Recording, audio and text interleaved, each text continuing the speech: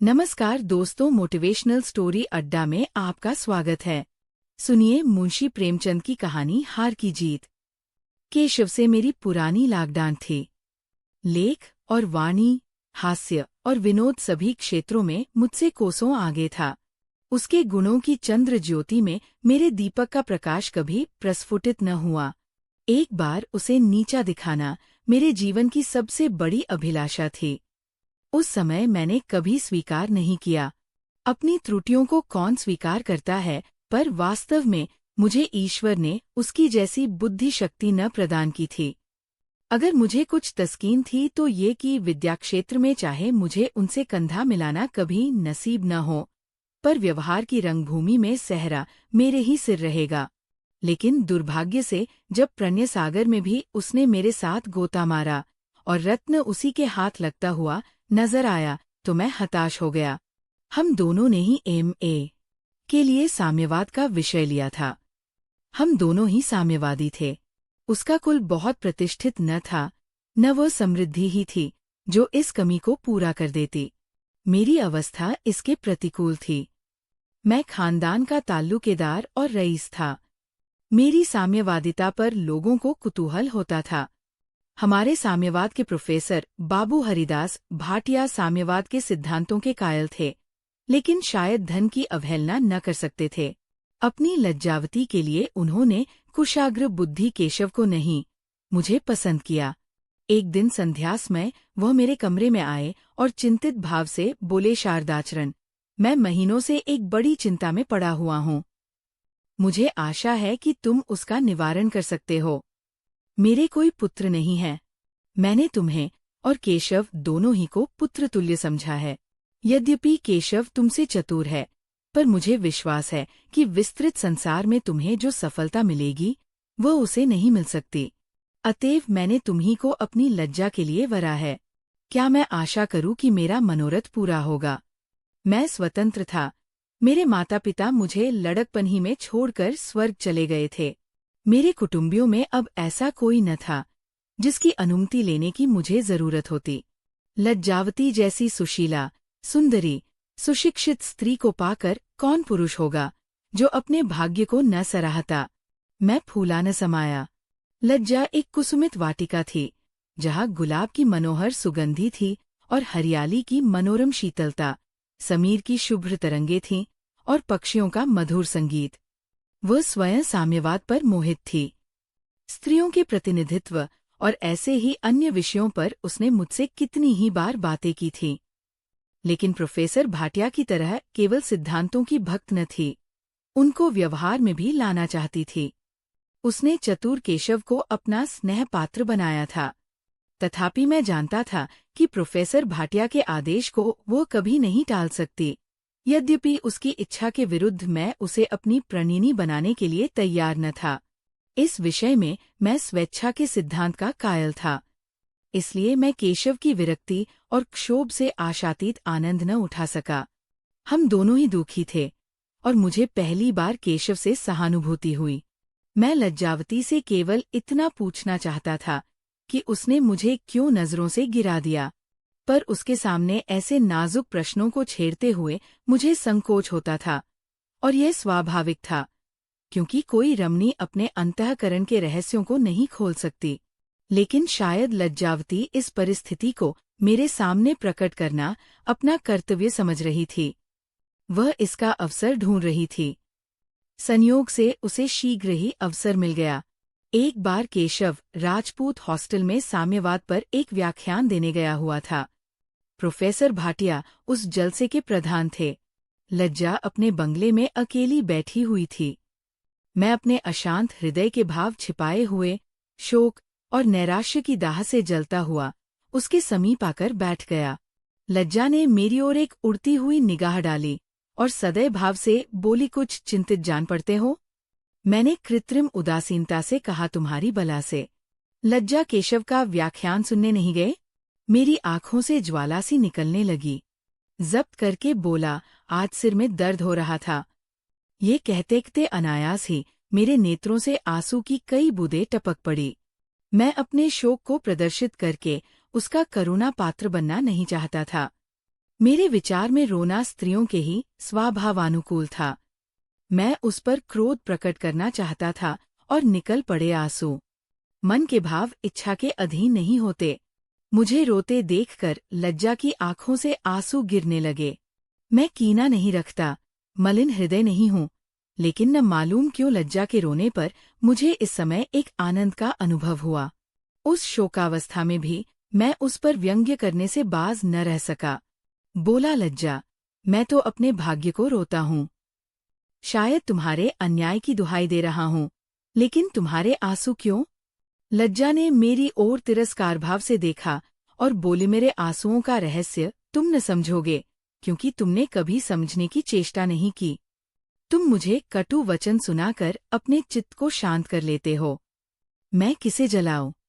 तुम्हें क्या मालूम है कि मैंने कितना आगा पीछा सोचकर, हृदय को कितना दबाकर, कितनी रातें करवटें बदलकर और कितने आंसू बहाकर ये निश्चय किया है। तुम्हारी कुल प्रतिष्ठा, तुम्हारी रियासत एक दीवार की भांति मेरे रास्ते में खड़ी है। उस दीवार को मैं पार नहीं कर सकती।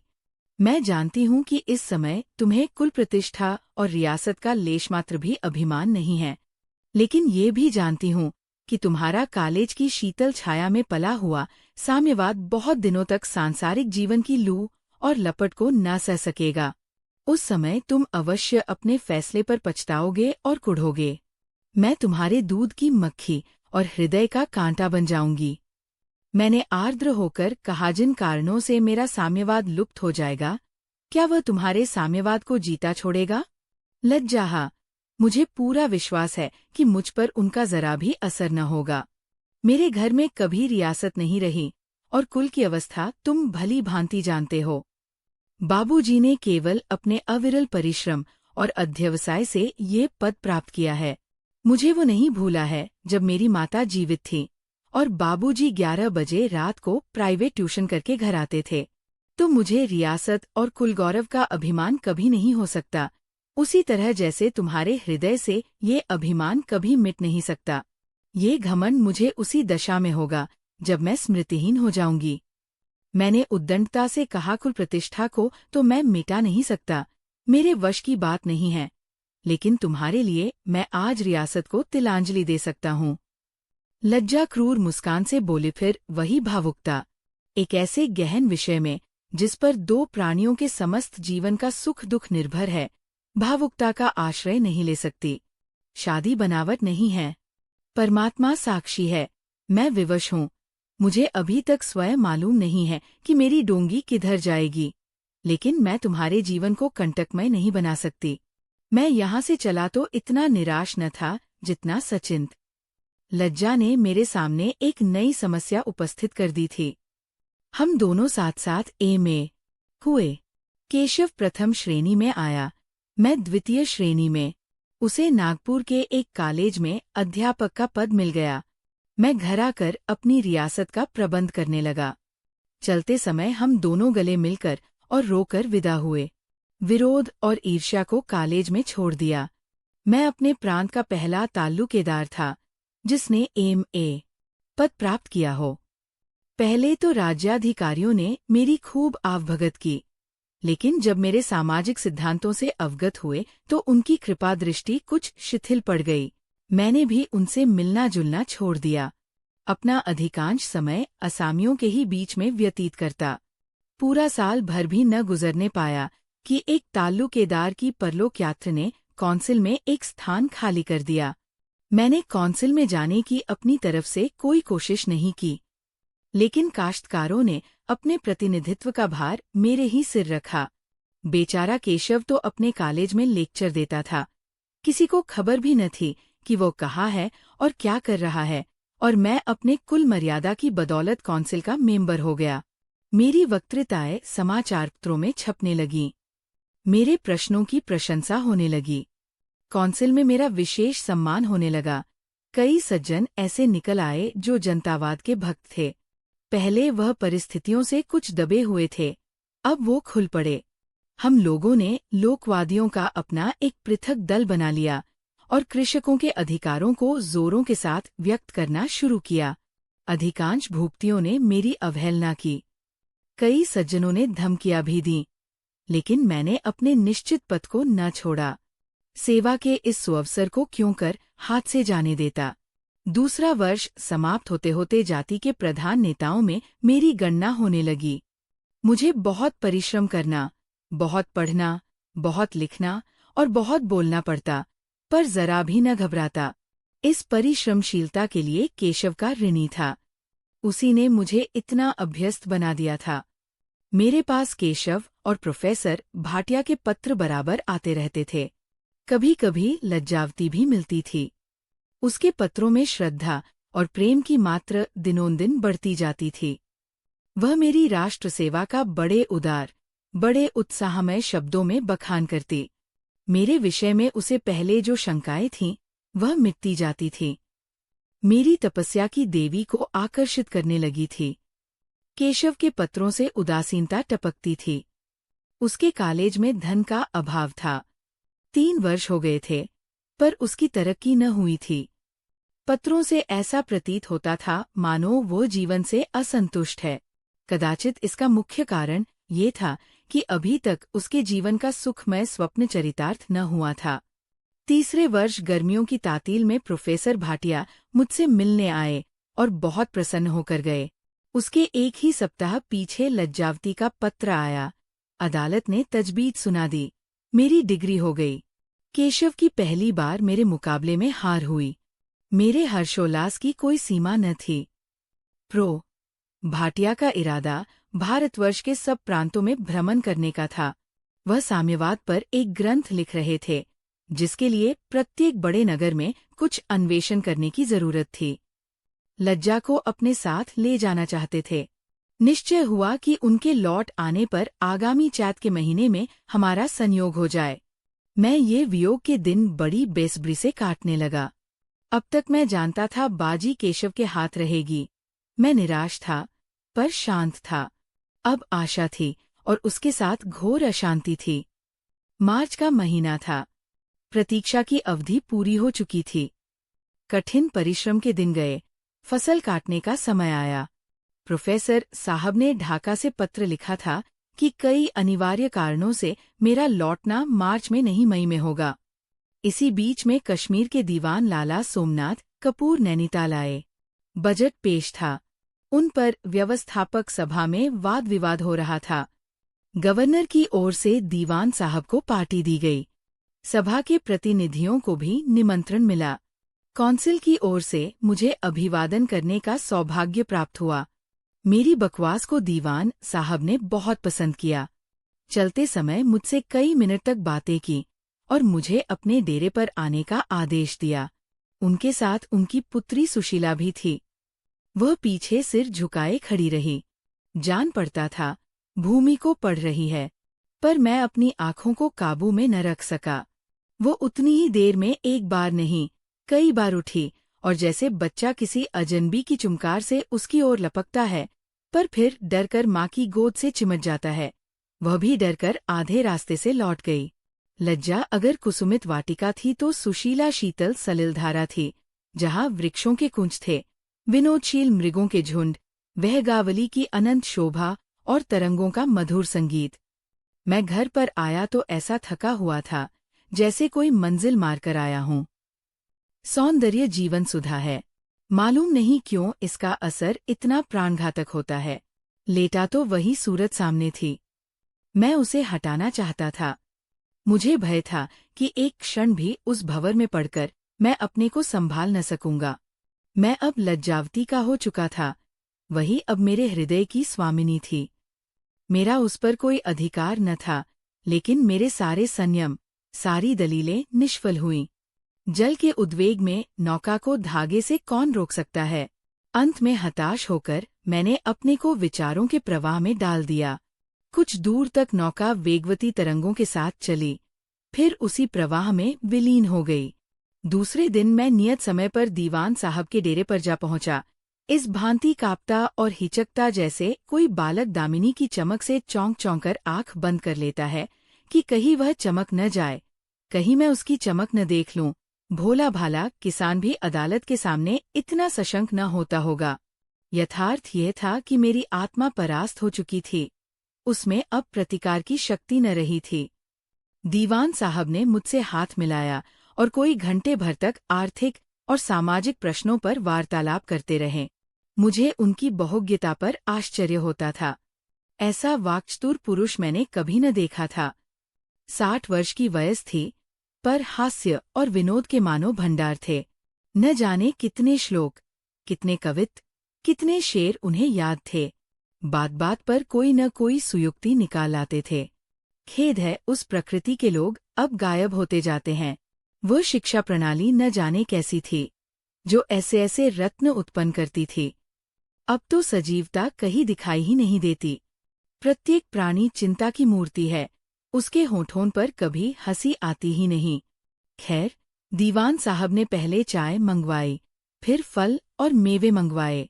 मैं रह रह कर इधर उधर उत्सुक नेत्रों से देखता था। मेरे कान उसके स्वर का रसपान करने के लिए मुंह खोले हुए थे।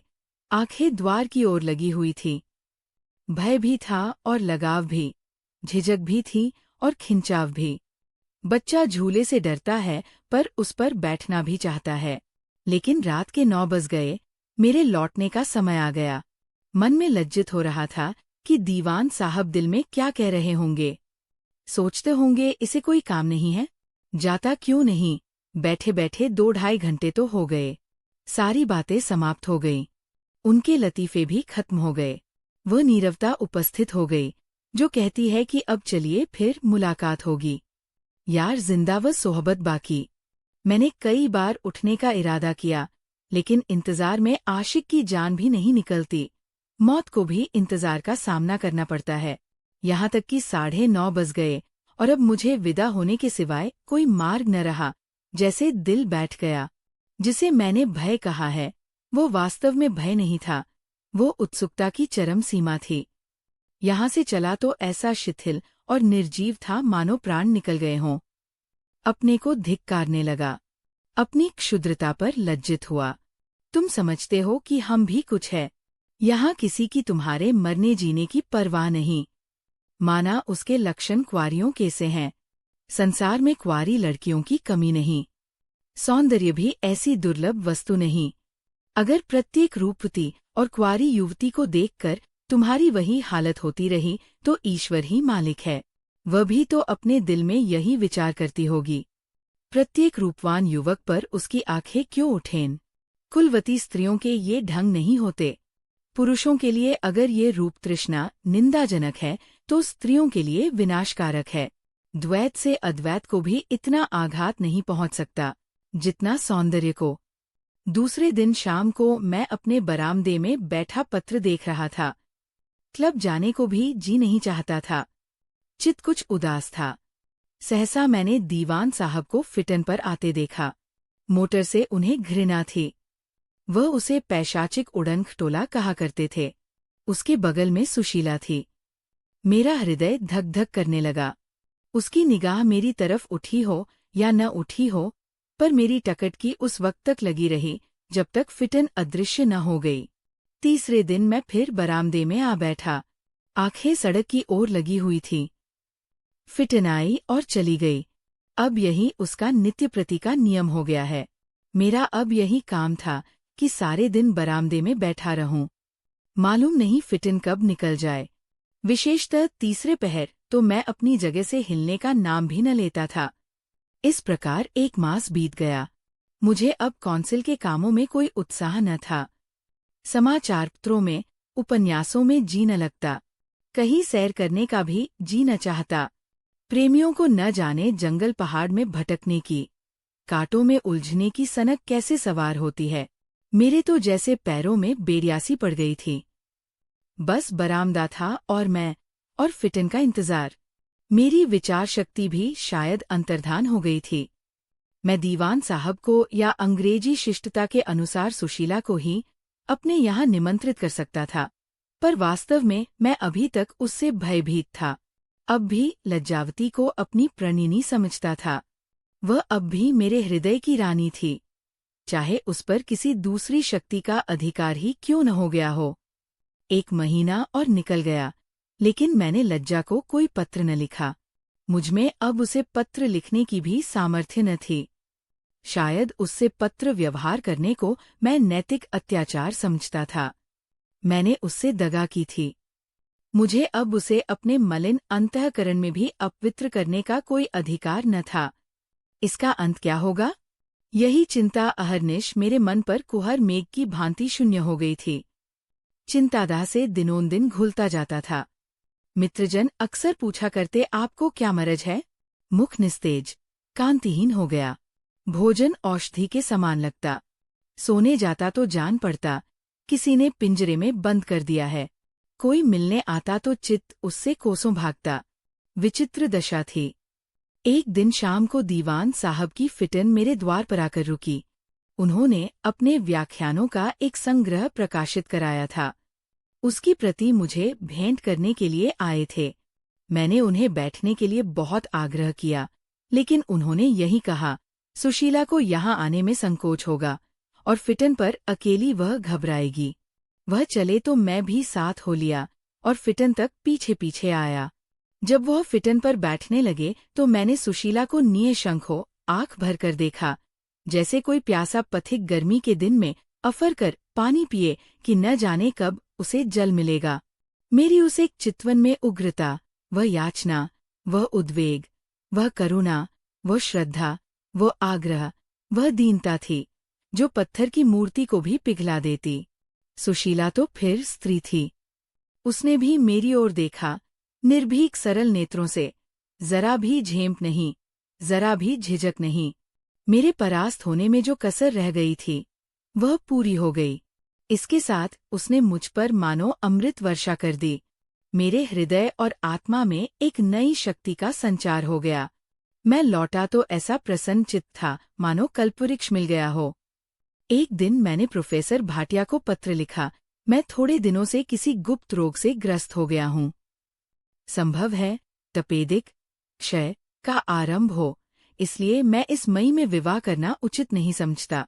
मैं लज्जावती से इस भांति परामुख होना चाहता था कि उनकी निगाहों में मेरी इज्जत कम न हो। मैं कभी कभी अपनी स्वार्थपरता पर क्रुद्ध होता। लज्जा के साथ ये छलकपट, ये बेवफाई करते हुए मैं अपनी ही नजरों में गिर गया था, लेकिन मन पर कोई वश न था। उस अबला को कितना दुख होगा, ये सोचकर मैं कई बार रोया। अभी तक मैं सुशीला के स्वभाव, विचार, मनोवृत्तियों से जरा भी परिचित न था। केवल उसके रूपलावण्य पर अपनी लज्जा की चिरसंचित अभिलाषाओं का बलिदान कर रहा था। अबोध बालकों की भांति मिठाई के नाम पर अपने दूध चावल को ठुकराए देता था। मैंने प्रोफेसर को लिखा था, लज्जावती से मेरी बीमारी का जिक्र न करें, लेकिन प्रोफेसर साहब इतने गहरे न थे। चौथे ही दिन लज्जा का पत्र आया, जिसमें उसने अपना हृदय खोल कर रख दिया था। वह मेरे लिए सब कुछ, यहाँ तक कि वैधव्य की यंत्रणाएं भी सहने के लिए तैयार थी। उसकी इच्छा थी कि अब हमारे संयोग में एक क्षण का भी विलंब न हो। अस्तु। इस पत्र को लिए घंटों एक संज्ञाहीन दशा में बैठा रहा। इस अलौकिक आत्मोत्सर्ग के सामने अपनी क्षुद्रता, अपनी स्वार्थपरता, अपनी दुर्बलता कितनी घृणित थी। लज्जावती सावित्री ने क्या सब कुछ जानते हुए भी सत्यवान से विवाह नहीं किया था? मैं क्यों डरूं? अपने कर्तव्यमार्ग से क्यों डिगूं? मैं उनके लिए व्रत रखूंगी, तीर्थ करूंगी, तपस्या करूंगी। भय मुझे उनसे अलग नहीं कर सकता। मुझे उनसे कभी इतना प्रेम न था, कभी इतनी अधीरता न थी। ये मेरी परीक्षा का समय है और मैंने निश्चय कर लिया है। पिताजी अभी यात्रा से लौटे हैं, हाथ खाली है, कोई तैयारी नहीं कर सके हैं, इसलिए 2-4 महीनों के विलंब से उन्हें तैयारी करने का अवसर मिल जाता। पर मैं अब विलंब न करूंगी। हम और वह इसी महीने में एक दूसरे के हो जाएंगे। हमारी आत्माएं सदा के लिए संयुक्त हो जाएंगी। फिर कोई विपत्ति, दुर्घटना मुझे उनसे जुदा न कर सकेगी। मुझे अब एक दिन की देर भी असह्य है। मैं रस्म और रिवाज की लौंडी नहीं हूँ, न वही इसके गुलाम है। बाबूजी रस्मों के भक्त नहीं। फिर क्यों न तुरंत नैनीताल चलूं? उनकी सेवा शुश्रूषा करूं, उन्हें ढाढ़स दूं। मैं उन्हें सारी चिंताओं से, समस्त विघ्न बाधाओं से मुक्त कर दूंगी। इलाके का सारा प्रबंध अपने हाथों में लूंगी। कौंसिल के कामों में इतना व्यस्त हो जाने के कारण ही उनकी ये दशा हुई। पत्रों में अधिकतर उन्हीं के प्रश्न, उन्हीं की आलोचनाएं, उन्हीं की वक्तृताएं दिखाई देती है। मैं उनसे याचना करूंगी कि कुछ दिनों के लिए कौंसिल से इस्तीफा दे दें। वह मेरा गाना कितने चाव से सुनते थे। मैं उन्हें अपने गीत सुनाकर प्रसन्न करूंगी, किस्से पढ़कर सुनाऊंगी, उनको समुचित रूप से शांत रखूंगी। इस देश में तो इस रोग की दवा नहीं हो सकती। मैं उनके पैरों पर गिरकर प्रार्थना करूंगी कि कुछ दिनों के लिए यूरोप के किसी सैनिटोरियम चलें और विधिपूर्वक इलाज कराएं। मैं कल ही कॉलेज के पुस्तकालय से इस रोग के संबंध की पुस्तकें लाऊंगी और विचारपूर्वक उनका अध्ययन करूंगी। 2-4 दिन में कॉलेज बंद हो जाएगा। मैं आज ही बाबूजी से नैनीताल चलने की चर्चा करूंगी। आह! मैंने कल उन्हें देखा तो पहचान न सकी। कितना सुर्ख चेहरा था, कितना भरा हुआ शरीर। मालूम होता था ईंगुर भरी हुई है। कितना सुंदर अंगविन्यास था, कितना शौर्य था। 3 ही वर्षों में ये काया पलट हो गई।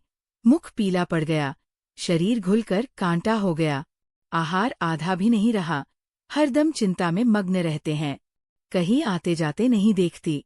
इतने नौकर हैं, इतना सुरम्य स्थान है, विनोद के सभी सामान मौजूद हैं, लेकिन इन्हें अपना जीवन अब अंधकार में जान पड़ता है।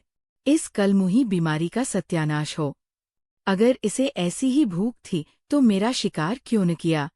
मैं बड़े प्रेम से इसका स्वागत करती। कोई ऐसा उपाय होता कि ये बीमारी इन्हें छोड़कर मुझे पकड़ लेती। मुझे देखकर कैसे खिल जाते थे और मैं मुस्कराने लगती थी। एक एक अंग प्रफुल्लित हो जाता था। पर मुझे यहाँ दूसरा दिन है। एक बार भी उनके चेहरे पर हंसी न दिखाई दी। जब मैंने बरामदे में कदम रखा तब जरूर हंसे थे, किंतु कितनी निराश हंसी थी। बाबूजी अपने आंसुओं को न रोक सके। अलग कमरे में जाकर देर तक रोते रहे। लोग कहते हैं कौंसिल में लोग केवल सम्मान प्रतिष्ठा के लोभ से जाते हैं। उनका लक्ष्य केवल नाम पैदा करना होता है। बेचारे मेंबरों पर ये कितना कठोर आक्षेप है, कितनी घोर कृतघ्नता। जाति की सेवा में शरीर को घुलाना पड़ता है, रक्त को जलाना पड़ता है। यही जाति सेवा का उपहार है। पर यहाँ के नौकरों को जरा भी चिंता नहीं है। बाबूजी ने इनके 2-4 मिलने वालों से बीमारी का जिक्र किया, पर उन्होंने भी परवाह न की। ये मित्रों की सहानुभूति का हाल है। सभी अपनी अपनी धुन में मस्त हैं। किसी को खबर नहीं कि दूसरों पर क्या गुजरती है। हाँ, इतना मुझे भी मालूम होता है कि इन्हें क्षय का केवल भ्रम है। उसके कोई लक्षण नहीं देखती। परमात्मा करे मेरा अनुमान ठीक हो। मुझे तो कोई और ही रोग मालूम होता है। मैंने कई बार टेम्परेचर लिया। उष्णता साधारण थी। उसमें कोई आकस्मिक परिवर्तन भी न हुआ। अगर यही बीमारी है तो अभी आरंभिक अवस्था है। कोई कारण नहीं कि उचित प्रयत्न से उसकी जड़ न उखड़ जाए। मैं कल से ही इन्हें नित्य सैर कराने ले जाऊंगी। मोटर की जरूरत नहीं, फिटन पर बैठने से ज्यादा लाभ होगा। मुझे ये स्वयं कुछ लापरवाह से जान पड़ते हैं। इस मरज के बीमारों को बड़ी एहतियात करते देखा है। दिन में 20 बार तो थर्मामीटर देखते हैं। पथ्य का बड़ा विचार रखते हैं। वे फल, दूध और पुष्टिकारक पदार्थों का सेवन किया करते हैं। ये नहीं कि जो कुछ रसोइये ने अपने मन से बनाकर सामने रख दिया, वही 2-4 ग्रास खाकर उठाए। मुझे तो विश्वास होता जाता है कि इन्हें कोई दूसरी ही शिकायत है। जरा अवकाश मिले तो इसका पता लगाऊं। कोई चिंता नहीं है। रियासत पर कर्ज का बोझ तो नहीं है। थोड़ा बहुत कर्ज तो अवश्य ही होगा। ये तो रईसों की शान है। अगर कर्ज ही इसका मूल कारण है तो अवश्य कोई भारी रकम होगी। चित्त विविध चिंताओं से इतना दबा हुआ है कि कुछ लिखने को जी नहीं चाहता। मेरे समस्त जीवन की अभिलाषाएं मिट्टी में मिल गईं। हाँ, हतभाग्य।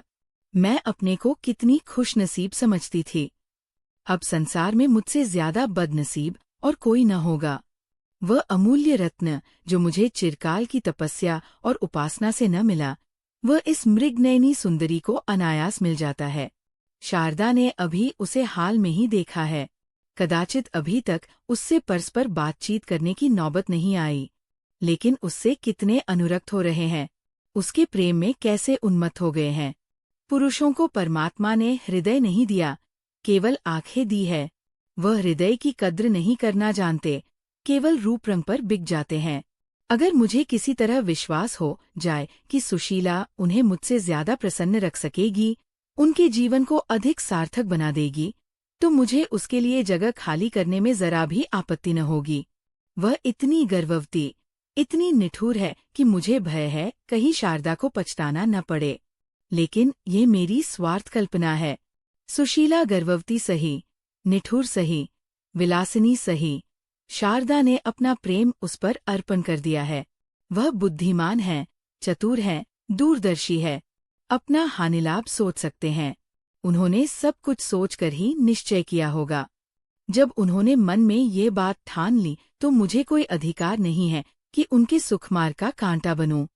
मुझे सब्र करके, अपने मन को समझाकर यहाँ से निराश, हताश, भग्न हृदय विदा हो जाना चाहिए। परमात्मा से यही प्रार्थना है कि उन्हें प्रसन्न रखे। मुझे जरा भी ईर्ष्या, जरा भी दम्भ नहीं है। मैं तो उनकी इच्छाओं की चेरी हूँ। अगर उन्हें मुझको विष दे देने से खुशी होती तो मैं शौक से विष का प्याला पी लेती। प्रेम ही जीवन का प्राण है। हम इसी के लिए जीना चाहते हैं। अगर इसके लिए मरने का भी अवसर मिले तो धन्य भाग। यदि केवल मेरे हट जाने से सब काम संवर सकते हैं तो मुझे कोई इनकार नहीं। हरी इच्छा। लेकिन मानव शरीर पाकर कौन मायामों से रहित होता है? जिस प्रेमलता को मुद्दतों से पाला था, आंसुओं से सींचा था, उसको पैरों तले रौंदा जाना नहीं देखा जाता। हृदय विदीर्ण हो जाता है। अब कागज तैरता जान पड़ता है। आंसू उमड़े चले आते हैं। कैसे मन को खींचूं? हाँ, जिसे अपना समझती थी, जिसके चरणों पर अपने को भेंट कर चुकी थी, जिसके सहारे जीवनता पल्लवित हुई थी, जिसे हृदय मंदिर में पूजती थी, जिसके ध्यान में मग्न हो जाना जीवन का सबसे प्यारा काम था, उससे अब अनंत काल के लिए वियोग हो रहा है। आह! किससे अब फरियाद करूं? किसके सामने जाकर रोऊं? किससे अपनी दुख हकथा कहूं? मेरा निर्बल हृदय ये वज्राघात नहीं सह सकता। ये चोट मेरी जान लेकर छोड़ेगी। अच्छा ही होगा। प्रेम विहीन हृदय के लिए संसार काल कोठरी है, नैराश्य और अंधकार से भरी हुई। मैं जानती हूँ अगर आज बाबूजी उनसे विवाह के लिए जोर दे तो वो तैयार हो जाएंगे। बस मुरुवत के पुतले हैं, केवल मेरा मन रखने के लिए अपनी जान पर खेल जाएंगे। वह उन शीलवान पुरुषों में है जिन्होंने नहीं करना ही नहीं सीखा। अभी तक उन्होंने दीवान साहब से सुशीला के विषय में कोई बातचीत नहीं की। शायद मेरा रुख देख रहे हैं। इसी असमंजस ने उन्हें इस दशा को पहुंचा दिया है। वह मुझे हमेशा प्रसन्न रखने की चेष्टा करेंगे। मेरा दिल कभी न दुखावेंगे। सुशीला की चर्चा भूल कर भी न करेंगे। मैं उनके स्वभाव को जानती हूँ। वह नररत्न है, लेकिन मैं उनके पैरों की बेड़ी नहीं बनना चाहती। जो कुछ बीते अपने ही ऊपर बीते। उन्हें क्यों समेटूं? डूबना ही है तो आप क्यों न डूबूं? उन्हें अपने साथ क्यों डुबाऊं? वह भी जानती हूँ कि यदि इस शोक ने घुला घुलाकर मेरी जान ले ली तो ये अपने को कभी क्षमा न करेंगे।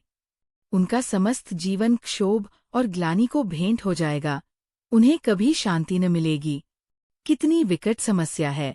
मुझे मरने की भी स्वाधीनता नहीं। मुझे इनको प्रसन्न रखने के लिए अपने को प्रसन्न रखना होगा। उनसे निष्ठुरता करनी पड़ेगी। त्रियाचरित्र खेलना पड़ेगा। दिखाना पड़ेगा कि इस बीमारी के कारण अब विवाह की बातचीत अनर्गल है। वचन को तोड़ने का अपराध अपने सिर लेना पड़ेगा। इसके सिवाय उद्धार की और कोई व्यवस्था नहीं। परमात्मा मुझे बल दो कि इस परीक्षा में सफल हो जाऊं। एक ही निगाह ने निश्चय कर दिया। लज्जा ने मुझे जीत लिया। एक ही निगाह से सुशीला ने भी मुझे जीता था। उस निगाह में प्रबल आकर्षण था, एक मनोहर सारल्य, एक आनंदोद्गार, जो किसी भांति छिपाए नहीं छिपता था, एक बालोचित उल्लास, मानो उसे कोई खिलौना मिल गया हो। लज्जा की चितवन में क्षमा थी और थी करुणा, नैराश्य तथा वेदना।